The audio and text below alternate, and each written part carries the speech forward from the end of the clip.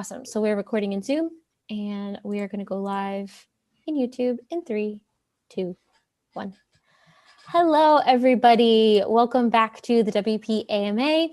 This is a weekly series hosted by WP Buffs. My name is Allie Nimmons and I will be your host for today. In case you don't know, we round up your questions on a very specific topic every single week. And then we sit down with a really cool person to answer them live every single Wednesday. If you're just tuning in and you have questions about this topic, please go ahead and leave them in the chat here on YouTube. And after we get to the questions that were submitted previously, we'll go ahead and grab those questions as well. We do also do a random giveaway at the end of every episode. This week, as we have in previous weeks, we're giving away one free item out of the WP Buff store. So please make sure you stay until the end to see if you were chosen for that. Only people who have signed up with us via email previously can win. So go to wpbuffs.com/WP-AMA-series and you can sign up totally for free and you might be, you will be entered to potentially win a prize in a future week. This episode will be available to watch here on YouTube. If you miss any portion of it, if you got to step away and come back, it'll be here waiting for you. And captions will be added to this video within 24 to 48 hours in case that's something that you need or want. So without any further ado, this week we are answering questions about WordPress membership sites with Andrew Lima. Hi, Andrew. Hey, Ellie, how's it going? Wonderful. Thank you so much for being here with us. Yeah, thanks for having me. Awesome. Before we dive into these questions, tell us a little bit about who you are, what you do, where you work, all that good stuff. Cool. So I'm Andrew Lima. I live in Johannesburg, South Africa, which is a couple of thousand miles away from America. And so I work for a company called Paid Memberships Pro. I'm a developer / customer support engineer. So I do customer support tickets, I help bug fixes, new releases, manage some of our add-ons. And yeah, I've been using WordPress since 2014. So I've got a couple of years behind my belt. I'm muted. Awesome. Thank you so much. There we go. Cool. So let's go ahead and dive in here with the very first question. So the question is, what best practices do you recommend for getting regular feedback on the site's favorability, so accessibility, navigation, UX, from the members, so the people who actually use that membership site? All right. So a popular way to collect information like this is just send out if you're collecting an email, like email marketing list, like MailChimp, whatever, you can email your users and just, kind of ask for feedback with. Sorry,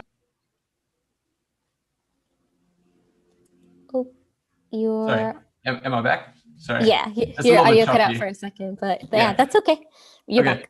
So with the email marketing campaign, you can always just email your subscribers saying like, hey, would you mind taking a little bit of time, letting us know what pain points you were experiencing using our site or, for using our software.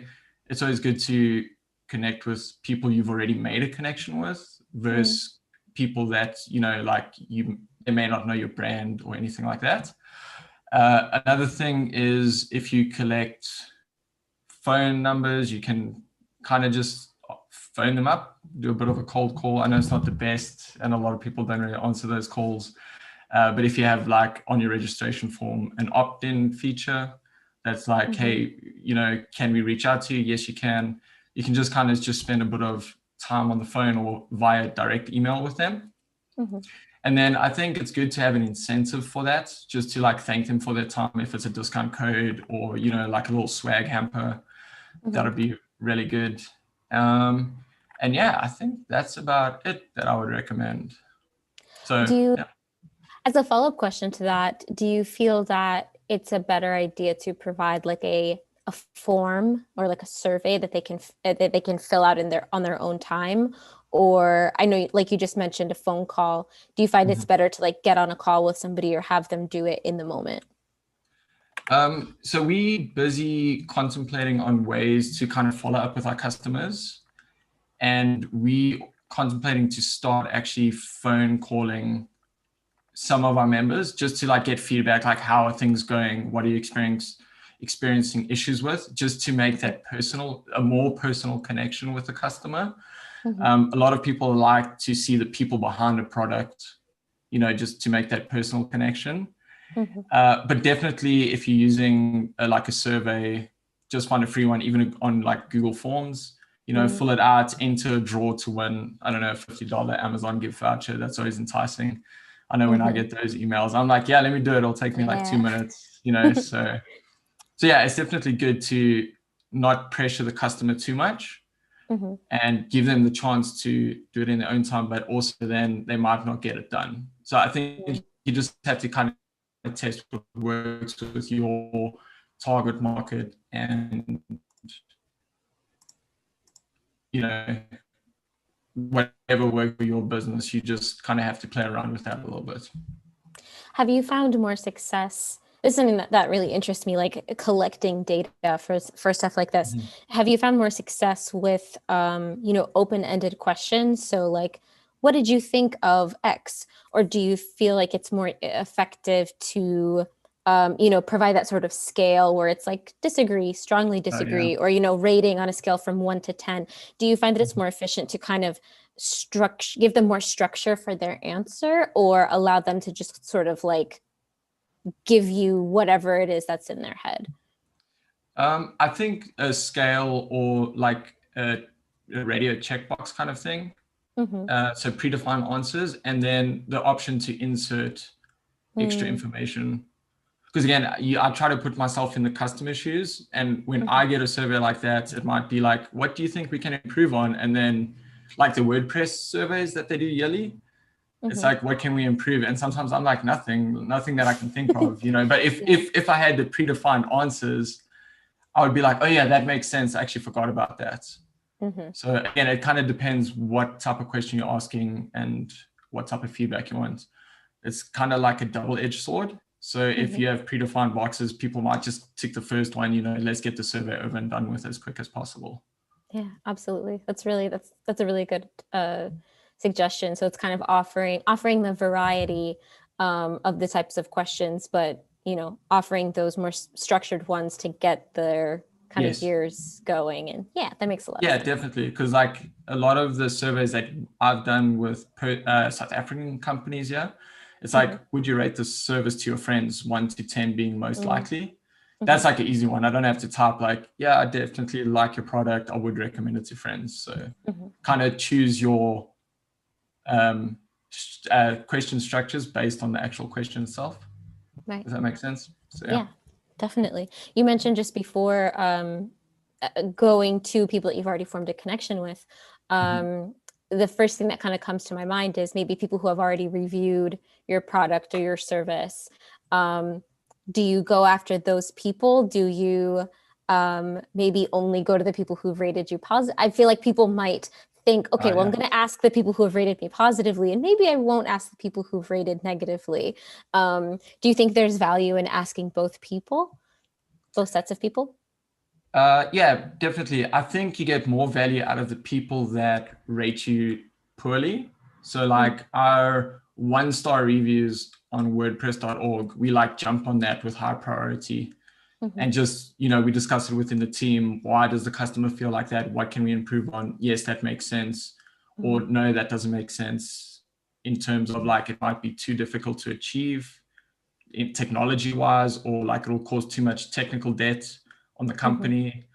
But then in the good products, it's also, you have a better standing with the customers. So they are more likely the customer that you can call up or just cold email and say like, hey, we're doing a survey. Will you take 2 minutes out of your day to, chat with us and see how we can improve? Absolutely. I like that. It makes me think of, circling back to memberships, like the question specifically I'd asked, getting feedback from members or with members. If you have a member who has rated that experience negatively, or maybe left the membership, like left that community, how do you feel about, asking them to provide feedback upon like as they're leaving. So the first example Yeah. that comes to mind of something like this is there are some plugins where if you go ahead and delete that plugin, it's like, what did we do wrong? Please fill out this little survey. Oh, And yeah. I'm always just like, oh, come on, like, leave me alone. But I totally understand the benefit in wanting to do that. Do you think that those sort of exit interview surveys would be helpful in an instance like this? Or do you think it's beneficial maybe more to wait until that person has maybe calmed down from whatever experience encouraged them to leave the community? I hope that makes sense. Yeah. So what I do is like during a refund request, I'll refund the customer immediately. We try to make that as frictionless as possible from our end. Like let's just refund them, get them their money back, keep them kind of happy as we could, in the case that it kind of didn't work out for the both of us. Right. And during that, it's kind of like if you have a bit of time to share why didn't this product work for you. Even if they don't get back, you don't have to follow up on them. It's just kind of like you're giving them the opportunity to say like, hey, it just actually wasn't the right product for my business needs, or they might be upset and like start swearing you. You don't know what you're going to get, but any feedback that you can get will help you in the long run. So yeah, wonderful. It's a great response. All right, let's take a look at the next question. Do you have any advice for smaller companies, freelancers, agencies that are maintaining plugins and websites with limited support? So I definitely want to answer this question, but I'd also like to look at maybe any advice for smaller membership sites, like smaller communities that have limited support, but they want to be able to provide, that membership experience, that community experience to people. So I'll let you run with that. Yeah, I was actually going to say, I think WP Buffs would be someone from that team would be perfect to answer that question. So to start off, again, I don't know if it's like at what point you in your business. So if you're like starting out, when I started out, I try to keep costs as low as possible. So immediately you're looking at like WordPress, what free plugins you can use, what they offer. So check that out, and then try to get something up and running as quickly as possible. I believe in the MVP approach. So a minimal viable product. In this case, it could just be a membership where it's like, hey, I want to charge $20 a month for now, or say $200 a year, you get like 10% off. You can set that up with Paid Memberships Pro, MemberPress, whatever like membership plugin works for your site. And then just offer the minimal features that is capable for your business. I'm going to throw out Managed WP is a really great software to use. Like if you supporting WordPress sites, updates and plugins, they've got a ton of stuff for free. So it's quite easy to connect WordPress websites to their system. And then you offer like automated backups, things like that. And as money comes in, you can start offering more services, hire more people, things like that. Another valuable thing that I've seen in certain membership sites is like a private Facebook community. So, join our membership, you get access to our private Facebook group with like-minded individuals, companies, other customers of ours, and you can kind of bounce off each other and help each other. That's been quite popular to alleviate a bit of stress on the business in terms of like support and maintenance. Even if you're running like a dog grooming club or a running club, anything like that, you don't have to be working all the time, where your members kind of fill in the gaps where needed. So like there's a WordPress, I think it's called Supporting WordPress or something on Facebook. And often a lot of company owners in that group will chat and it's like, hey, how do we solve this problem? So instead of directing all those questions to a single entity or business, you can bounce off the community. And especially in the WordPress community, we were chatting before we went live, that the WordPress community is really awesome and like super open and welcoming. So, these type of groups are great to make the connections, ask people, hey, how do I solve problem X or Y in my business? And most likely they'll give you at least a path that you can go. Yeah. So, yeah. I love that. I love the idea of relying on the community members. And it definitely makes me think of like Facebook groups that I've been in where some of your moderators or your admins were people who just joined that group and were really passionate about helping other people. And so the people who ran that group initially were like, hey, do you want to help run the group? But I think that's a great way to, you don't have to feel like you have to hire additional people to help you manage that community. Relying on that volunteer mentality is super helpful. I love that answer. Yeah. And sorry, I'll just add to that. The great thing with a membership style business, although it's not for every company out there, it might not fit your model or anything like that. But as your site grows, or as your membership community grows, your community is growing. So again, relying on the community, you might start off with 3 people, but then a month down the line, you might have 5, 15, 20 as you go. So, the group is just you're building a business around a community. So it's just going to get bigger and bigger and bigger, and more opportunities and more people willing to help each other. So a question I'm going to interject, one of my own questions. Do you feel like there is a specific kind of tipping point? So say you started this, free Facebook group, people can join, communicate, and so on. And then you think, okay, I want to use Paid Memberships Pro or something like that to create a membership website where I'm going to actually charge for some of this value. Do you feel that there is a moment or something that happens that kind of signals for you to kind of make that change and scale that experience with people? Yeah, so I think personally it would be when you realize you're actually spending quite a bit of time and you're not really making money on the thing that you enjoy. So it's like I've only got 8 hours free a week, or say 10 hours, 2 hours a day, and most of that time's being built up. You'd rather want to get paid for those 10 hours a week and continue to grow and improve your quality of service, quality of product, quality of community, quality of content, whatever you're selling as a membership site.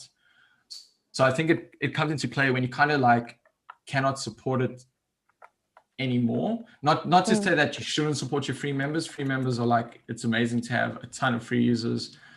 And then when you want to start going over, like, again, your time's kind of limiting and you want to spend more time building your side business, your hobby, your community site, things like that, you're going to have to start charging so you can kind of either change your day job or reduce the hours of your day job and start focusing on your like passion project, if you want to call it that. And then just build it from there. Because again, a membership site isn't build it and they will come.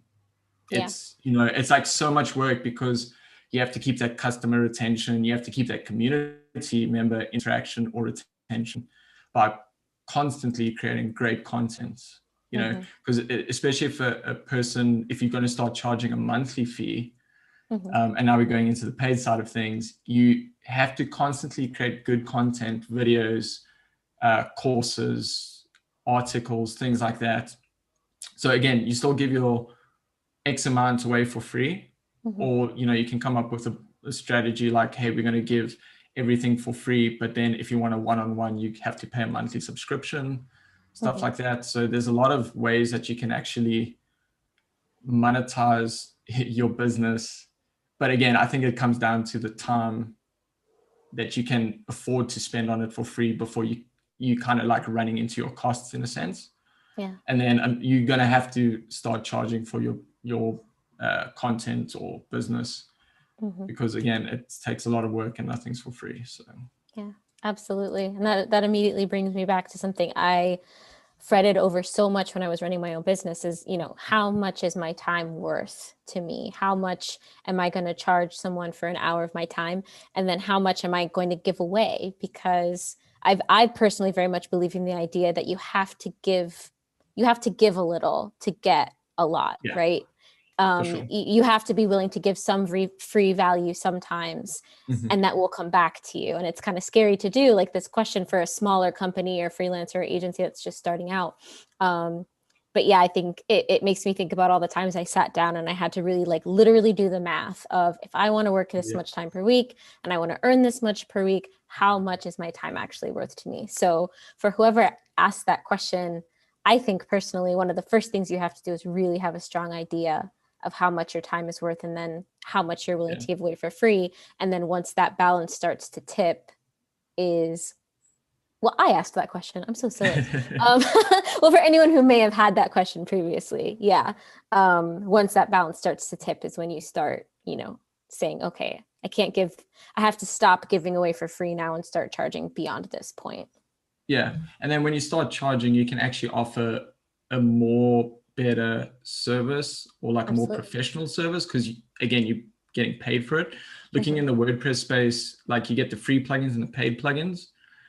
Like free users that want everything most of the time. Not every user out there, don't shoot me. But you have to focus on your paid customers. And again, it's a business at the end of the day. Like you said, you have to value your time. You can only work so many hours a day, so time is valuable. And yeah, you're gonna have to do it. You have to just take that leap. Yeah, absolutely. And it's a hard line to walk. I remember when I did customer support for Give WP, we had our free customers and the people who had purchased add-ons with us. But one of the things that I always saw was a happy free customer can very, very easily become a paid customer. So there's so much value in nurturing both of those relationships, because it's gonna come back to you if you do it well. Yeah, definitely. Wonderful. Alrighty, so that was question 2.5. Let's look at question 3. I love this question because I love security.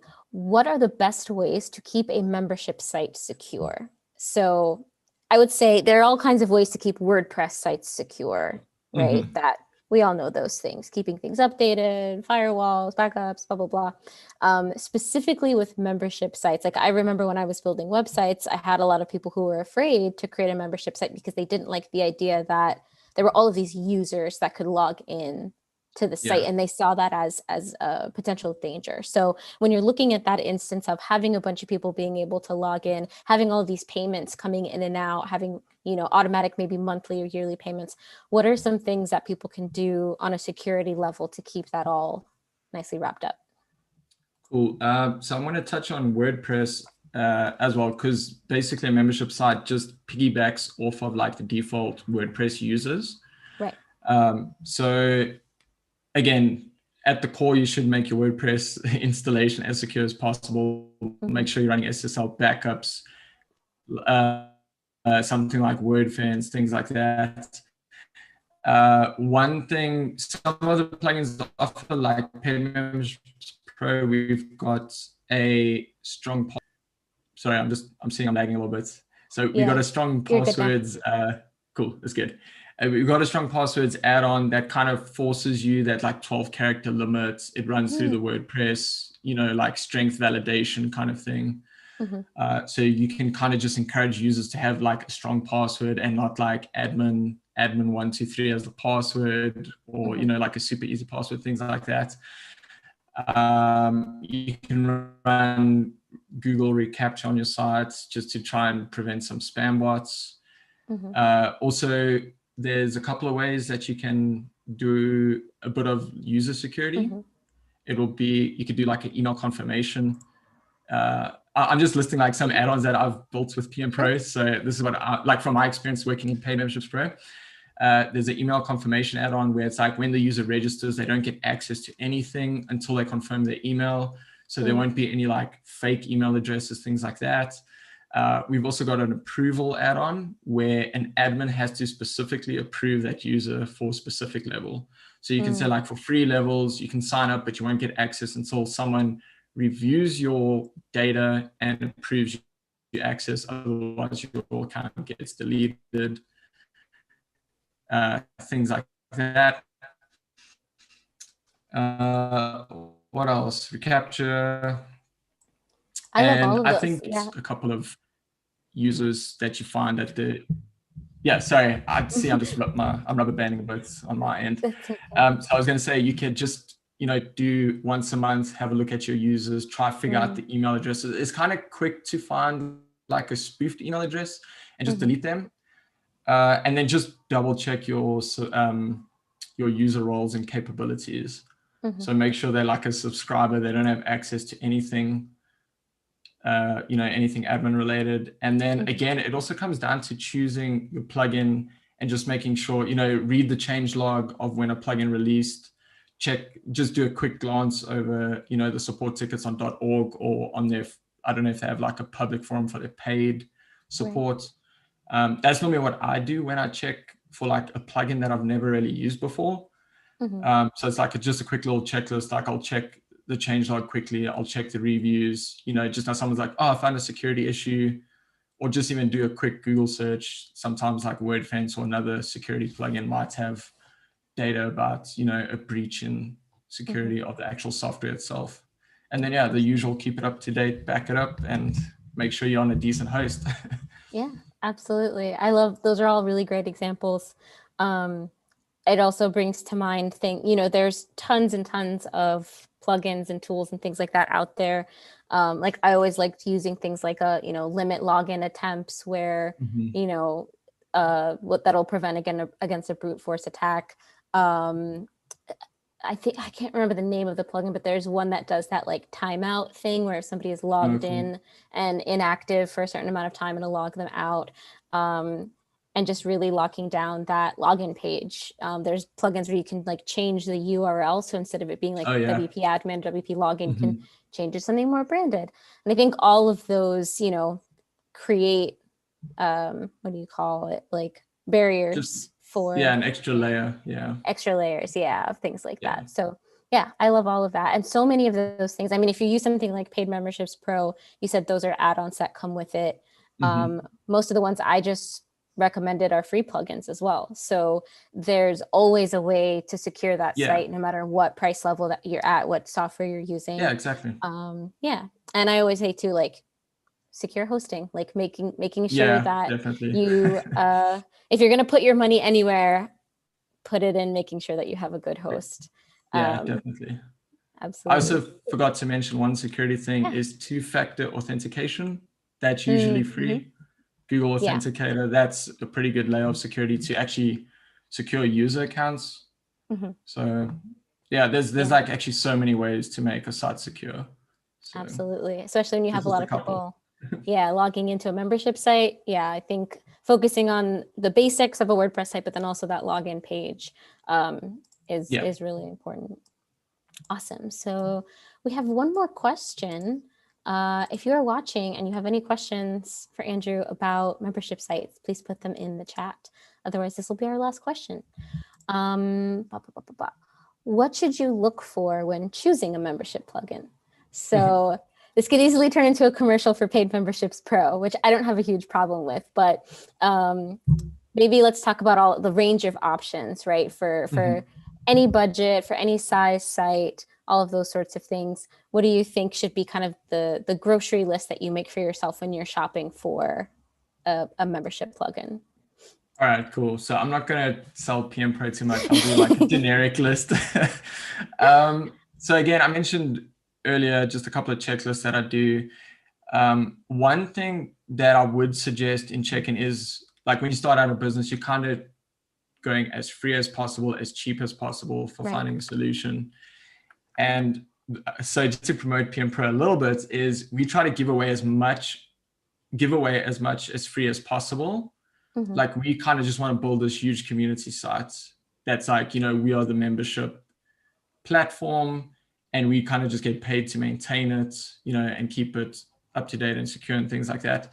But one thing that I've been caught for in the past is I started using a free plugin, and then especially living outside the US, our currency isn't as strong. So it's like 15 Rand to $1, which is quite a bit, because that's like, $1 you can buy like quite a big Coke or something like that. So you can see like a $200, $300 plugin is like, for us South Africans, it's like crazy expensive in a way. Like some people don't value that actual amount and say like, it's not worth it. But anyway, that's not your customers that you want to target. So just make sure when you're testing out a free one, just glance over their paid pricing and see if it kind of works for you in the short term. Because in the long term, the goal is to make a lot of money, and then it doesn't really matter how much your software costs to make money on top of that software, right? So yeah, I would definitely say just check the pro version and the features. You can always just test it out. A lot of sites or companies give like a 30-day trial, money back guarantee, no questions asked kind of thing. So you can always just try out the pro version and see if it works for you, and kind of nip it in the bud as soon as you can. Because you don't, as part of PM Pro, we don't want a customer to get like super far in their project and then realize at the very end, like, oh, you don't have an add-on, for this feature, and now I'm going to have to rebuild the whole thing. Because that's, again, time is money. You wasted more than, say, $300 of the software that you've purchased. You've spent like 20 hours trying to develop the site. And then, you don't have the time or budget to spend on the next like 10% to get it across the finish line. Right. So just make sure that lines up in your short term, and have a bit of a plan when you like going to market. So, don't just dive in like I did. And I was like, no, it's fine. And then I was like, oh man, that's like $300. And I was like, I don't really want to spend that money on like my side business that's kind of making money, but it's not at this point in time. Right.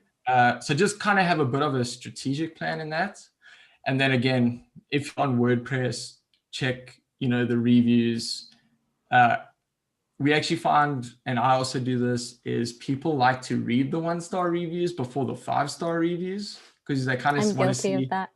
I think everyone does that. And so, you kind of want to see like, how does the company handle this? Or, why is this person giving a 1-star review? And sometimes I read it and I'm like, that's not fair.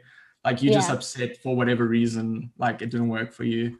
I'm the same way, where if I see a 1-star review and they're just like, oh, I requested a refund 2 years later and they told me no, and I'm so mad. And I'm like, okay, well, I just completely discount that. But like, if I go into the 1-star reviews and I see, a reasonable complaint for every single 1-star review, and I'm like, okay, then there's something to that. But yeah, I'm guilty of being one of those people.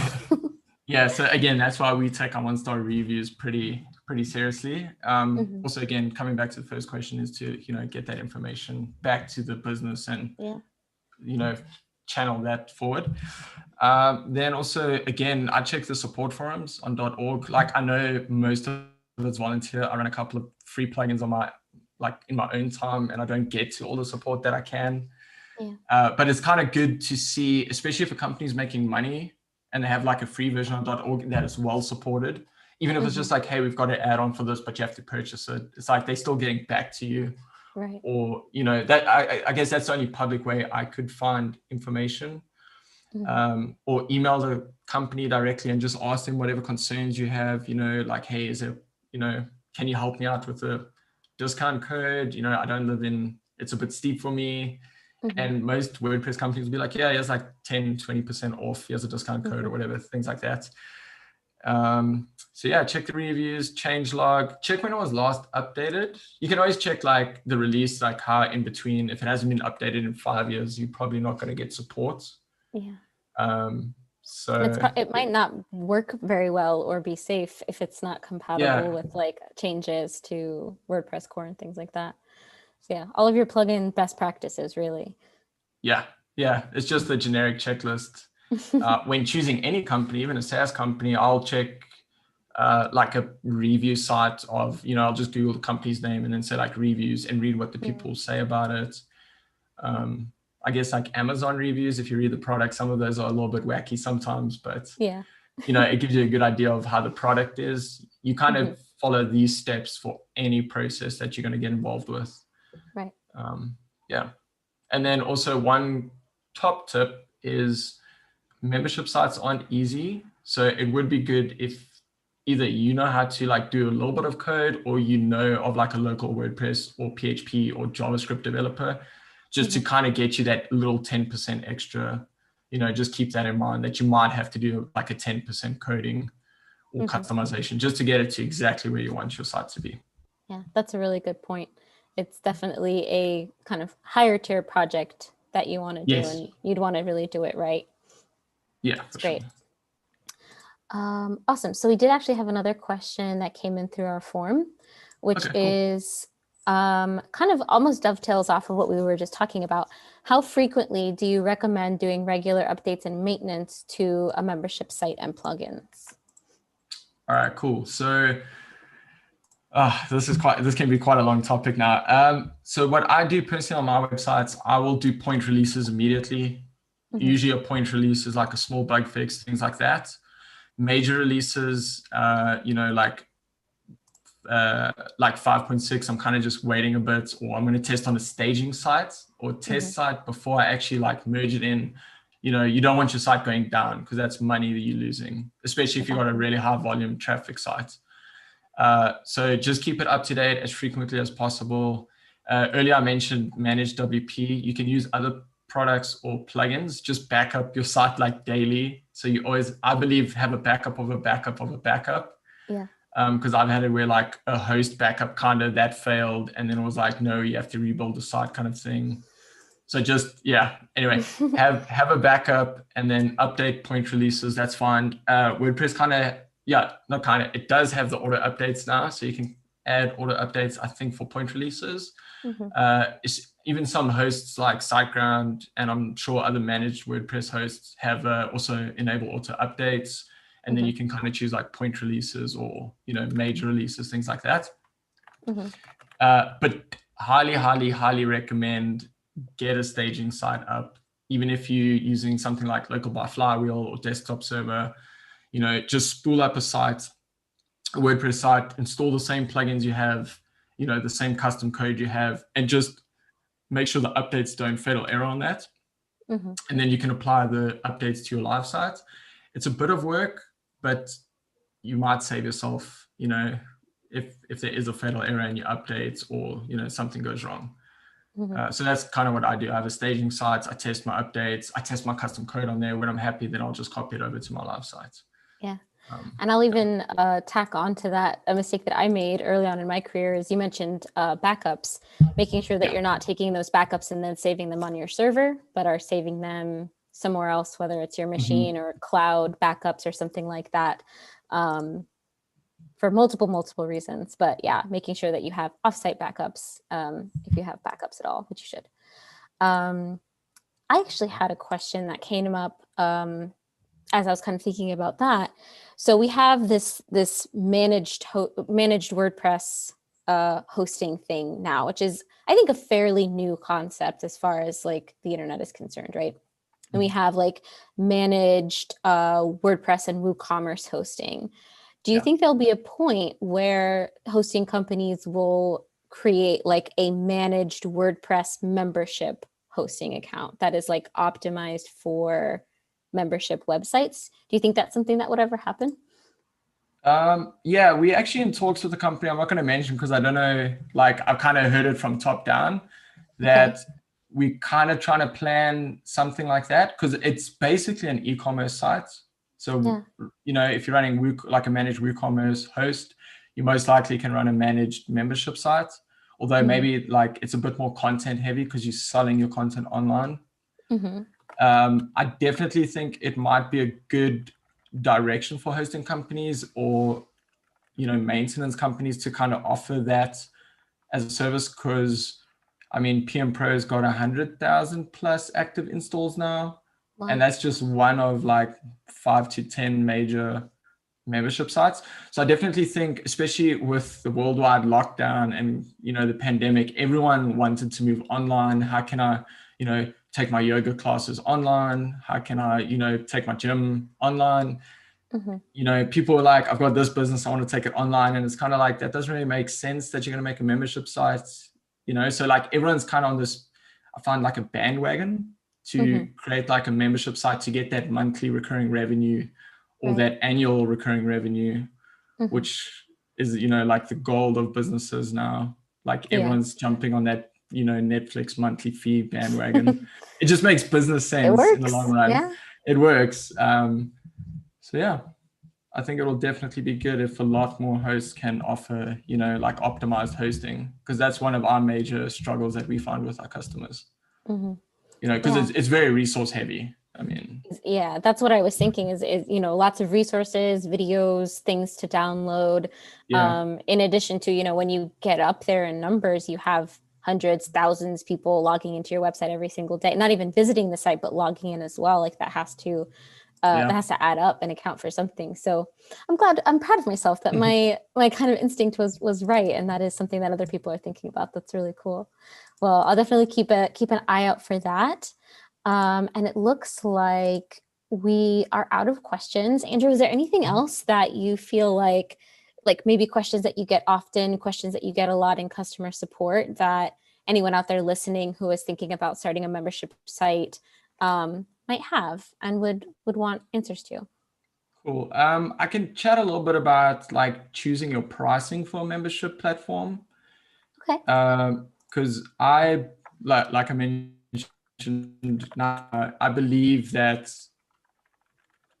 Did we freeze? We good? Yeah, I think we're good. You froze for a second. I think okay. Your video is frozen, but I can still hear you. Oh, there we go. Yeah, that's better. Okay, we good. Okay, I wasn't too sure. Cool. Okay. So, and I lost my train of thought. We're talking about pricing for a membership site. Yes.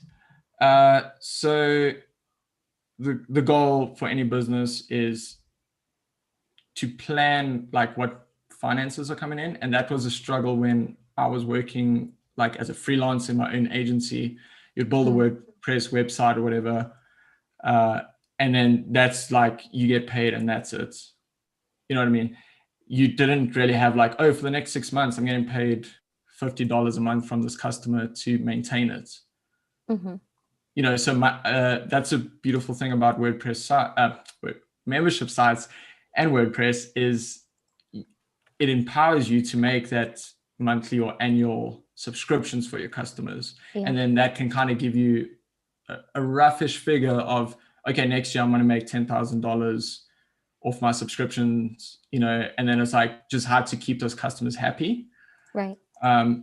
So now with that being said, a lot of WordPress plugins are doing the annual subscription versus like a monthly payment. And so this will depend on your business structure and model. Something like a WordPress plugin, it may work in some cases for a monthly fee, but what will most likely happen is your customer will pay you for 3 months, forget to update, kind of forget that they're using your product, and then just cancel it and be like, I'll sign up again when I have a problem, and then cancel again when I, you know, when I don't have a problem. Right. So like a monthly fee doesn't really make sense for a product that you're not constantly maintaining. You know, like WP buffs, it makes more sense for a monthly fee. You know, the customer comes to you, they say, hey, I have XYZ to do this month. Can you do it for me? Right. Obviously, offering the annual subscription as well is good. Oops, we lost you again. Offer discounts and get that revenue in. Oh man, that's okay. All right. Sorry, I don't know what's going on. Well, you are, I believe you're in South Africa. I think you are the farthest away from me of all of the WPAMAs we've done. Cool. I believe you are the furthest away. So I'm not surprised that we're having a little bit of stream issues, but quite okay. We got in everything that you just said. Yeah. Awesome. Okay, that's great. And then if you have any questions, because I see we've got a little bit of time left. Yeah. You know, we can chat anything WordPress related. If you want, like anything, can go for it. I'm sure, like any other time, like I'm kind of blanking right now under pressure. Sorry. That's okay. Well, I know that you and I met briefly at a WordCamp in 2019. Did you speak at camps, or were you more fond of just attending and absorbing it all in? So it was WordCamp New York that we attended in 2019. We just attended. I do plan on speaking, and I'm putting myself on the spotlight here. I do plan on speaking at some of the US ones eventually. Maybe not WordCamp US, but like I'd be happy to do like the smaller ones. Because if you did that, mainly in the Coast. I get my question that I was getting at, when and if you do go ahead and speak at a WordCamp, what would you plan on talking about? What would your topic be? Sorry, I froze it. That's okay. What did you say? What did I plan on talking? Yeah. So when and if you do go ahead and talk at a WordCamp, what do you want to talk about? What will your topic be, do you think? Do you have a topic in mind? It's quite difficult. I kind of like it if someone approaches me and says like, hey, would you mind talking about this? I really enjoy talking about like running a side business, and I enjoy the business side of things. So, like, oh, how do you get customers from starting from scratch? Or, how should you structure your pricing? All the business related kind of things I enjoy. I can't think of like a really specific topic around that. But a good one. Yeah, those sorry. are really good topics. Yeah, I was going to say a good one is, again, like pricing your hourly rate or, your fees as a freelancer. Because again, I was in that boat. I learned very quickly that I was undercharging, and there's like some like formulas that you can kind of do to just help increase your pricing. And again, like we spoke earlier, like your time is valuable. Like, don't undersell yourself. Yeah. I completely agree. I read something on Twitter just today that it was this argument that pricing, your price is not actually a thing. It is a concept in the mind of your customers. And I think when you think about it like that, it kind of changes the way that you price yourself. Give me a crash course. We have like 10 more minutes. Give me a crash course in pricing your services when you're first starting out. Okay, cool. So when we started out, it was very difficult to gauge how much we should charge. Because again, we were like, hey, we're going to start this agency. Let's, like build WordPress sites. And so we were charging like quite low. And then what happened was we were like working ourselves like half to death, because you might be super cheap and then you get like 20 WordPress websites, where instead you could get like one or two for the same amounts of money if you change your pricing. So you can, again, it's like quality of what you're charging, or, like what you're getting paid for your work. So the best way that I've found, well, I'm not in the consulting space anymore, but what we would do is you would kind of say like, hey, I'm going to work 35 hours a week and I want to earn, say, X amount of dollars, rands, whatever currency you're in, and divide the hours by that like target currency, or like your target salary or income. So then like, hey, out of the whole month, I'm not going to do math because it's a bit later now, but 35 times like 4 weeks is X amount of hours. And then you want to earn $10,000 a month, you're going to take 10,000 divided by those hours and get your hourly rates. And then you kind of know like, hey, I'm supposed to be charging this much if I want to make $10,000 a month. So that's kind of the quick formula that I did. Another thing we learned very quickly is the cheaper the customer, and I don't know if this is everywhere, but the more headaches and the more hoops you had to jump through. So like if you did a site for, say, I'm going to throw out $500, you're building like a full WooCommerce site, it's like a lot of work. They will still want you to do more. And when you want to charge, they'll kind of be like, no, I don't want to, like, no, it must be like, can't you fit it in the price? And then you end up like doing a lot of work and you're not earning such a great amount. And as soon as we increased our pricing, like there was one site that they kind of made us like jump through hoops, and like they were like this pixels out by like 1 centimeter, kind of those clients. And it's like, you just realize like 90% or 80% through that project, you're like, man, we didn't charge enough for this. Like, it's not worth it, but you have to finish it. There was one site that we did that, and it was like a crazy amount of products, WooCommerce, and they wanted this, and like a bit of custom code, and they didn't want to pay.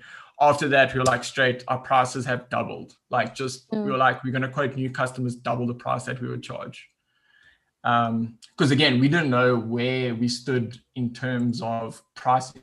This was, we joined the WordPress community, so you kind of just like, I think this is fair. I don't know. And as soon as we increased our pricing, relationships became better. Like if you kind of said no, we had to pay, or you would tell the customer, hey, no, you have to pay extra like $1,000, for this feature. They're like, yeah, no problem. Okay, add it to the bill. And then, you cut yourself down from like 5 websites to like only 2 a month or whatever the work ratio you could do. And then you start doing better work, you're getting better customers and easier to retain those customers and upsell some other side projects. Absolutely. Or like side services, should I say. I love that. Like I wish I could just convince everyone, as everyone being like, small businesses, freelancers, those sorts of people, to just double everything, like I've encountered so many people who I'm like, I can't believe you're charging this little for what it is that you provide. But I also remember that mentality of like, well, if I charge too much, people won't hire me. But I love what you said, that as soon as you doubled it, like things started to change. And that to me says, it's like if you buy a pair of sneakers for like $20, you're not going to treat them as well as if you spent $250. You're going to be very careful about where you go and what you do in those sneakers. You're going to treat them very, very nicely because they are worth something to you, versus if you just throw $20 for like a pair of Skechers or whatever, they're going to get super dinged up. And I think it's the exact same thing, unfortunately, with people, right? Like when we're paying somebody for their time and their effort and their energy, if they're charging us $5 an hour, it's unfortunately the way human beings are, it's a lot harder for them to treat you the same as if you were charging like, $150 an hour. Exactly. It's so much of it is a mindset thing, but then like you said, it is also a real life thing of when you charge more, suddenly you can afford to increase the value of what it is, invest money back into the business, right? And hire more high quality people and give them paid vacation days off, and like, all of those beautiful things that increase the value. So I think there's never a reason to not increase your pricing, when you're at that point in your business. Why do you think people are so, I was afraid to increase my pricing because I thought if I charge too much, people won't hire me. Why do you think people are typically afraid to charge more for what it is that they provide? Well, what did you feel at the beginning when you weren't charging very much? So I think it's you kind of have that fear, like, oh, I'm not going to get any customers. Like you may not have to double your price, but just increase it. Like every project you get, like get involved in the WordPress community and like just be like, hey, I'm building this site. How much would you charge for that? Or what's your hourly rate? I need some feedback. And people gladly say like, no, like your skill, you should be charging $100 an hour and you may be charging like 30. And like, that's a huge jump, So I don't know, just value your time, especially if you've studied or, you've invested a lot of time and effort to learn the skills that you have. Again, like photography, you might, you can go cheap and you can get like a mediocre photographer, or if you go really expensive, you kind of like, but it's just photos. But then again, it's like the equipment, again, with web development, you have to pay for your internet, you have to pay for your electricity, you have to pay for your, if you're running Mac or whatever software you need to run the business. And then again, you have your studies and your time, maybe you study for 4 years, maybe more. Again, it's like your level of expertise that you kind of pay for. I might, charge $100 for something that may take me 10 minutes, but it took me maybe 5 years to like perfect that skill kind of thing. Exactly. Definitely. And that's also where it comes like on the other side, where you shouldn't really be charging hourly, but you should just be charging like the project or the task is, it's just going to cost you $100. If it takes me 5 minutes, that's just because I've done like 100 other sites like this.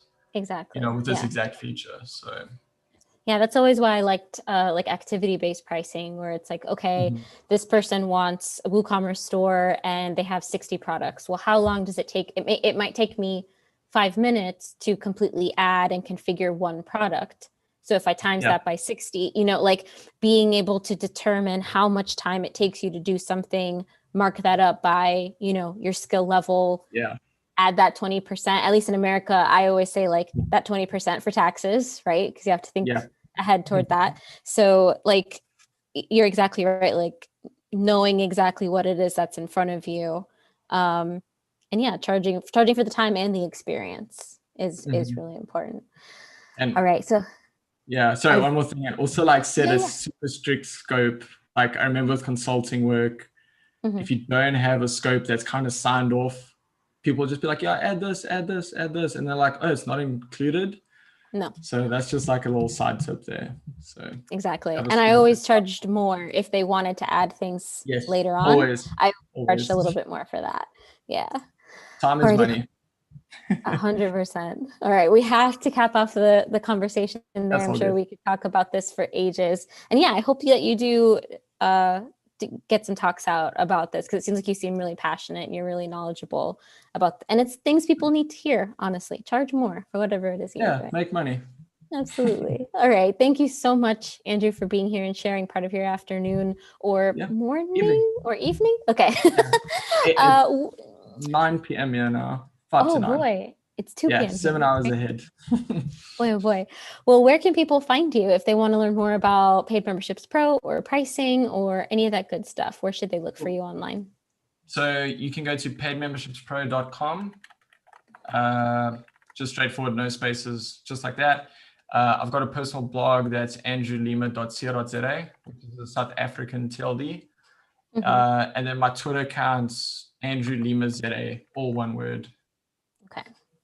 Awesome. Yeah. So we'll include that in the description. So if you want to connect with Andrew, you can go down there, find those links and do that. And then before we log off for today, we have to announce our random giveaway winner.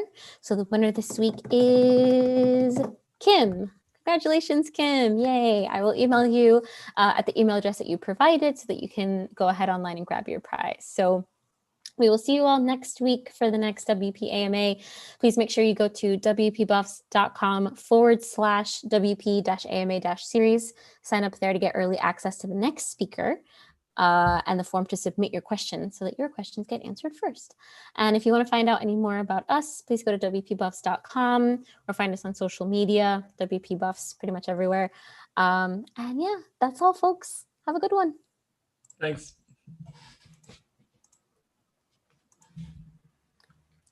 Okay, and we are done. Not live anymore.